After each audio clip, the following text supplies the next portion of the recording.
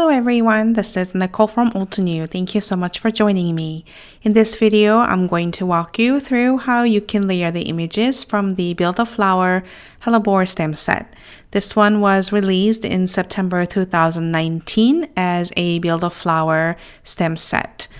This has a very pretty layers of 3 different flowers that features Hellebore's beauty and 3 different leaves. I'm going to walk you through how you can layer each images up. You can also refer to the stamp layering guide that is featured on the back of the stamp set if you are to stamp alone, or you can just play this video and stamp along with me to create your projects. These layering guides are very helpful, so I hope you definitely take advantage of them. So let's start with the flower group A. This is the biggest flower of the set.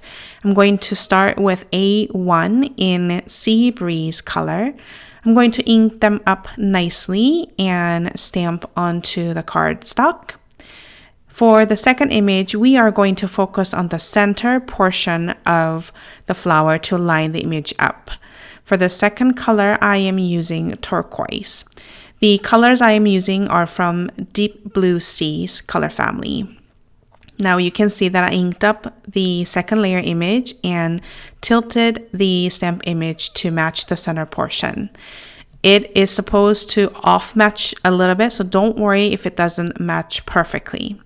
For the third one, I am going to focus on the center and the bottom left portion of the flower. And for this color, I am using Tide Blue, which is a third color from the Deep Blue Sea color family. For the fourth one, we're going to focus on the bottom left portion of the flower using the Starlight ink. This goes right on the left bottom of the flower. So make sure to center that and match the petal of the left bottom portion of the flower. For the center, there are 2 layer images, so I'm using Sunray ink pad. For the second layer one, I am using Chamomile ink pad, and these are from the Golden Sunset ink pad family. Let's move on to the second biggest flower. This is actually group C. So I stamp the C1 image using Rose Quartz, and we're focusing on the right side of the flower image and the center portion. And I stamped the next one with Puffy Heart. I'm going to stamp the second image. I was offset a little bit because I had a camera in front of me, but you get the idea. We're going to build the third one, which is the Purple Wine, onto the second layer image using the same center and the outer portion of the flower to the right side. Fourth image, I am using Cosmic Berry, and we are only focusing on the right outer image of the flower. The centers are pretty straightforward as well as the first one. We are using the Sunray and Chamomile ink pad. There is a group B flower, which is a flower bloom.